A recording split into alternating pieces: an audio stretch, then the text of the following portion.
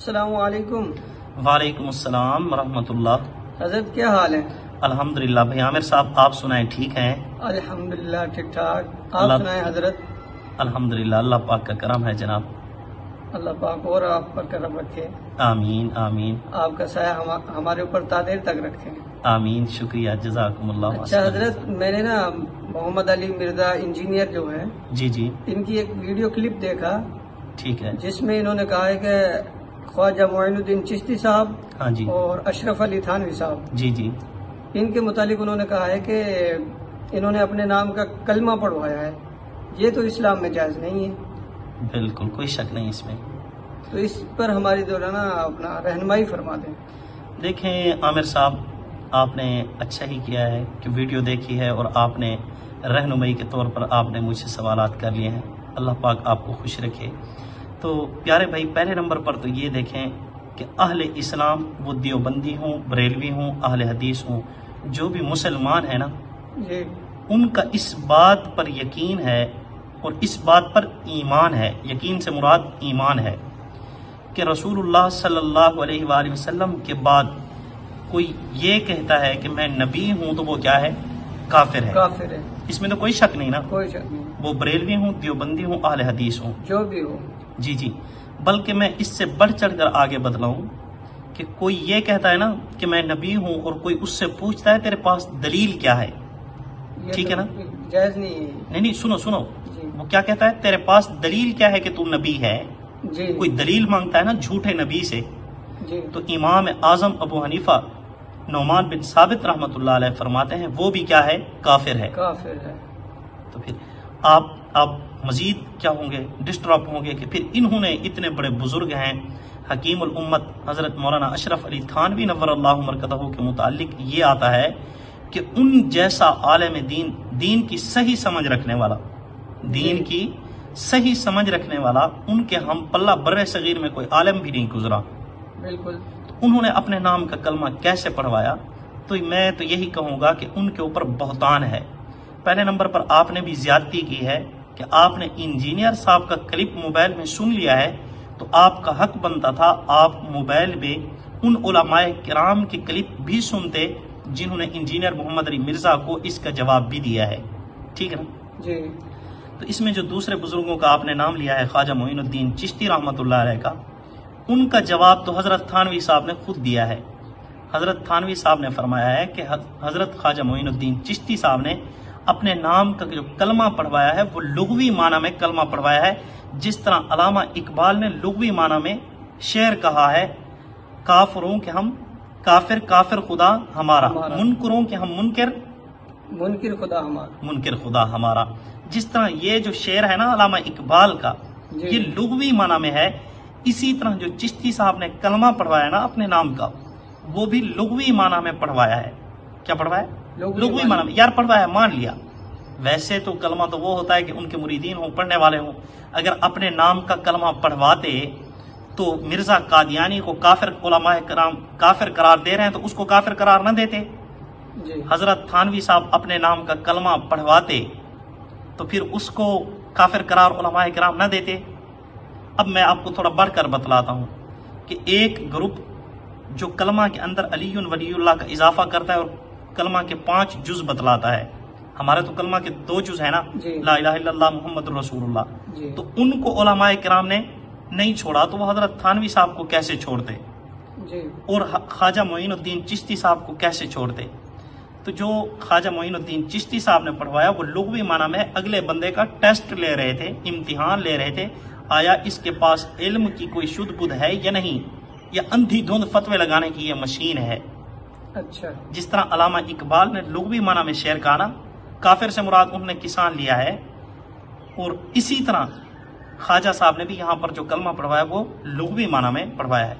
اور باقی رہی بات حضرت تھانوی صاحب کی، حضرت تھانوی صاحب نے خود کسی کو نہیں فرمایا کہ میرے نام کا کلمہ پڑھو، یہ تو کنفرم ہے، ڈکنیٹ ہے، ٹھیک ہے نا؟ اچھا، یہ کلیئر ہے کہ حضرت تھانوی صاحب نے نہیں پڑھوایا، بلکہ ایک مرید یہ کہتا ہے کہ میں آپ کا رسالہ پڑھ رہا تھا عزیز آپ، اور اس کو میں نے ایک سائڈ پہ رکھا، دوسری کروٹ بدلی اور میں سو گیا، پھر میں سوچنے لگا کہ کہیں میں رسالے کی توہین تو نہیں کر رہا، بے ادبی تو نہیں.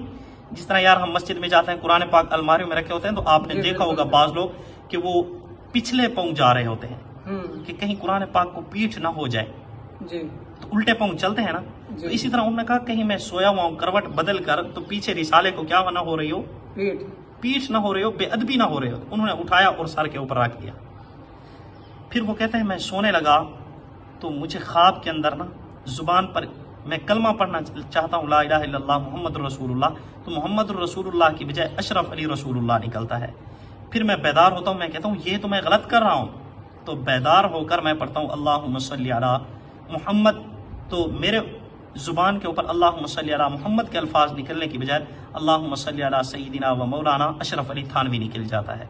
تو وہ پھر خط لکھتا ہے حضرت تھانوی صاحب کو کہ حضرت میں نے آپ کے نام کا کلمہ پڑھا ہے اور جان بوجھ کر نہیں، میری زبان سے بے ساختہ یہ الفاظ نکل گئے ہیں، تو کیا یہ میں غلط تو نہیں کر رہا؟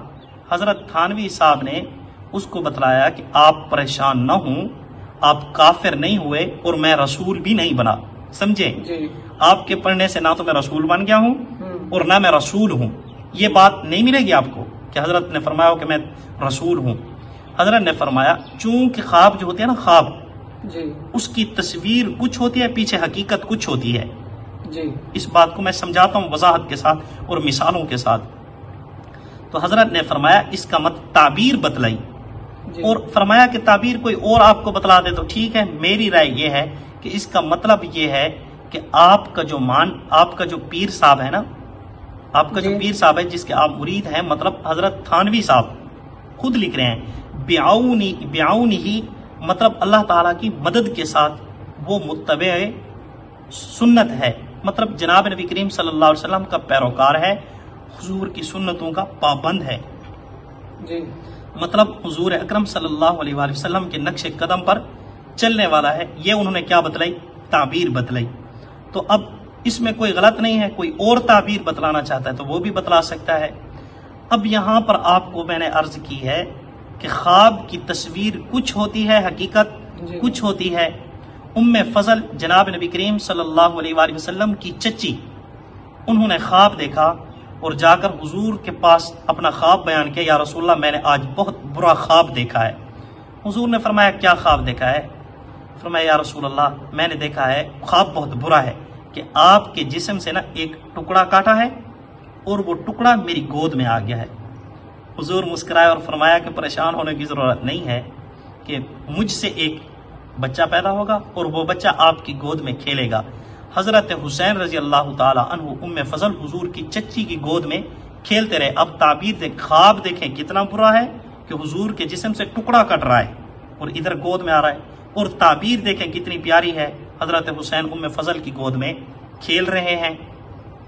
اسی طرح پھر چلتے ہیں امام اعظم ابو حنیفہ رحمۃ اللہ علیہ، خواب دیکھتے ہیں کہ میں لحد میں ہڈیوں کو جمع کر رہا ہوں، حضور صلی اللہ علیہ وسلم کی ہڈیاں.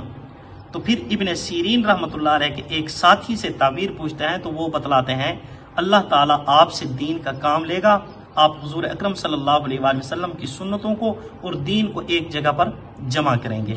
اب خواب دیکھیں کیسا ہے، تعبیر دیکھیں کتنی اچھی ہے. اسی طرح امام بخاری رحمۃ اللہ علیہ نے خواب دیکھا.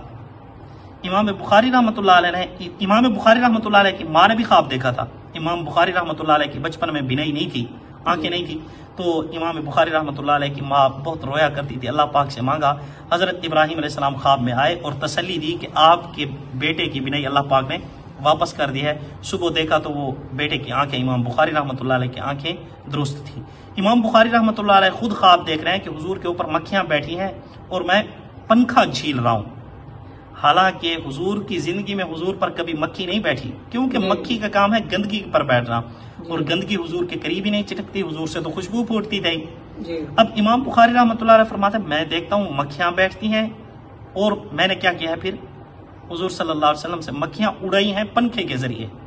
تو بعد میں امام اسحاق رحمۃ اللہ علیہ سے اس کی تعبیر پوچھی تو انہوں نے بتلایا اللہ پاک آپ سے دین کا کام لے گا اور آپ حضور کی حدیثوں کو جوڑیں گے، اور آج یہی وجہ ہے ہمارے پاس بخاری موجود ہے. پھر تھوڑا آگے بڑھتے ہیں. دیوبندی ہوں، بریلوی ہوں، اہل حدیث ہوں، ان تمام کی جو سند ہے نا حدیث کی، یہ شاہ ولی اللہ محدث دہلوی سے گزرتی ہے۔ شاہ ولی اللہ محدث دہلوی کے ابو شاہ عبد الرحیم رحمۃ اللہ علیہ انہوں نے خواب دیکھا، اور شاہ ولی اللہ محدث دہلوی نے خواب دیکھا ہے۔ اب ان کے خواب کیا ہو رہے ہیں؟ سچے ہو رہے ہیں۔ رابعہ بصری جو بہت بڑی بزرگ ہیں، انہوں نے خواب دیکھا، ان کے خواب سچے ہو رہے ہیں۔ اور اسی طرح نہیں حضرت، یہ جو میں نے آپ سے پوچھا ہے کہ وہ اشرف علی تھانوی صاحب نے تو چلو وہ اس کے تو مرید نے دیکھا ہے، جی جی لیکن وہ جو دوسرے ہیں حضرت خواجہ معین الدین جد صاحب، جی جی انہوں نے تو پڑھوایا ہے، ان کے متعلق دیکھیں میں اس کا جواب دے چکا ہوں۔ انہوں نے لغوی معنی میں پڑھوایا ہے، دوسرے کا وہ جو سامنے بیٹھا تھا نا آگے، اس کا علم چیک کرنے کے لیے لغوی معنی میں پڑھوایا، جس طرح لغوی معنی میں شعر علامہ اقبال نے کہا ہے۔ یہ میں آپ کو پہلے سمجھا چکا ہوں۔ اچھا، اس میں کوئی اچھا پھر جی جی دقت نہیں ہے؟ کوئی مسئلہ نہیں ہے، یہ تو چیک کرنے کے لیے تھا نا۔ اب دیکھیں، یا تو ہوتا نا ان کے مریدین اب بھی کلمہ پڑھتے ہوں، جس طرح مرزا کے مریدین اب بھی کلمہ پڑھتے ہیں مرزے کا، لیکن وہ پڑھتے لا الہ الا اللہ محمد رسول اللہ ہیں قادیانی، لیکن مفہوم میں رسول اللہ سے مراد کس کو لیتے ہیں؟ غلام احمد قادیانی کو، تو ان کو علماء کافر قرار دیتے ہیں۔ لیکن چشتی صاحب اپنے نام کا کلمہ پڑھواتے تو آج ان کے مریدین پڑھتے، اور اعلان فرماتے کہ نہیں جو میرا مرید ہے وہ کلمہ پڑھے۔ ایسا نہیں ہے، لغوی معنی میں بندے کو چیک کرنے کے لیے انہوں نے کیا ہے؟ کلمہ پڑھوایا۔ اور تھانوی صاحب کے متعلق میں نے عرض کی کہ خواب کچھ ہوتا ہے، تصویر کچھ ہوتی ہے، حقیقت کچھ ہوتی ہے۔ مثال کے طور پر اب ایک بندے نے خواب دیکھا ہے، میں نے خواب دیکھا ہے کہ میرے والد صاحب فوت ہو گئے ہیں، اور میرے والد صاحب الحمدللہ اب بھی باحیات ہیں۔ تو اب میں نے جب اس کی تعبیر ڈھونڈی تو تعبیر کیا ملی کہ اللہ رب اگر کسی زندہ کو مردہ خواب میں دیکھو، زندہ کو اصول ہے، زندہ کو مردہ خواب میں دیکھو تو اس کا مطلب یہ ہے جس کو آپ نے دیکھا ہے اس کی عمر کیا ہوگی؟ لمبی ہوگی۔ اس کا مطلب یہ ہوا میرے والد صاحب کی اللہ رب العزت عمر کیا کریں گے؟ دراز فرمائیں گے۔ اسی طرح یار ایک شخص نے خواب دیکھا کہ میں اپنی بھابھی کے ساتھ زیادتی کر رہا ہوں۔ کون کہہ رہا ہے؟ ایک شخص کہہ رہا ہے۔ تو اس کی تعبیر جب ہم نے ڈھونڈی تو اس کی تعبیر کیا ملی؟ تعبیر یہ ملی کہ یہ اپنی بھابھی کو اپنی بہن سمجھتا ہے، اس سے حقیقی محبت کرتا ہے بہنوں کی طرح۔ اب وہ بندہ پریشان تھا، اب خواب کچھ ہے، حقیقت کچھ ہے۔ اب یار ایک حاملہ عورت ہے، وہ خواب دیکھ رہی ہے کہ میں چارپائی کے اوپر سوئی ہوئی ہوں، مر گئی ہوں، اور میرے ارد گرد رونے کی آوازیں آ رہی ہیں۔ تو اب اس کی تعبیر کیا ہے؟ اس کی تعبیر یہ ہے کہ اللہ پاک اس کو بیٹا دیں گے۔ اب دیکھیں خواب کتنا برا ہے اور تعبیر کتنی اچھی ہے۔ اور میں نے آپ کو بتایا ام فضل جو جناب نبی کریم صلی اللہ علیہ وسلم کی چچی ہے، اس نے خواب دیکھا، خواب برا ہے تصویر کے اعتبار سے، لیکن اس کی جو تعبیر ہے وہ کیا ہے؟ بہت اچھی ہے۔ اب اسی طرح مثال کے طور پر ملکہ زبیدہ گزری ہے، خلیفہ ہارون الرشید کی بیوی، اس نے خواب دیکھا کہ میں ننگی ہوں، ٹھیک ہے نا، اور چرند پرند اور اسی طرح انسان ہر کوئی آتا ہے اور آ کر اسے چھیڑتا ہے ملکہ زبیدہ کو۔ اب ملکہ زبیدہ پریشان ہے۔ جب تعبیر پوچھی گئی تو معبر نے بتایا پریشان ہونے کی ضرورت نہیں ہے، اس کا مطلب یہ ہے اللہ پاک آپ سے ایسا کام لے گا جس سے پرندے بھی مفید ہوں گے، جس سے انسان بھی مفید ہوں گے۔ اللہ پاک نے اس سے کام لیا اور اس نے حاجیوں کے لیے نہر کھدوائی جس سے پرندے بھی سراب ہوتے رہے اور انسان بھی سراب ہوتے رہے۔ تو خواب کی جو تصویر ہوتی ہے وہ کچھ ہوتی ہے، حقیقت کچھ ہوتی ہے۔ اسی طرح اشرف علی تھانوی صاحب کا جو مرید ہے، اس نے جو خواب دیکھا، تصویر تو غلط نظر آ رہی ہے لیکن اس کی جو حقیقت ہے وہ اچھی ہے، اور حضرت تھانوی صاحب کی تائید کر رہی ہے کہ حضرت تھانوی صاحب متبع سنت رسول ہیں، مطلب جناب نبی کریم صلی اللہ علیہ وسلم کے نقش قدم پر چلنے والے ہیں، اس لیے اس پر کوئی اعتراض نہیں بنتا۔ ہم بہتان لگا سکتے ہیں ہم ان پر۔ بہت شکریہ حضرت، آپ نے ہمیں رہنمائی فرمائی، آپ میرے اشکال دور ہو گئے۔ اللہ پاک سلامت رکھے آپ کو۔ آمین۔ اللہ حافظ۔ فی امان اللہ تعالی۔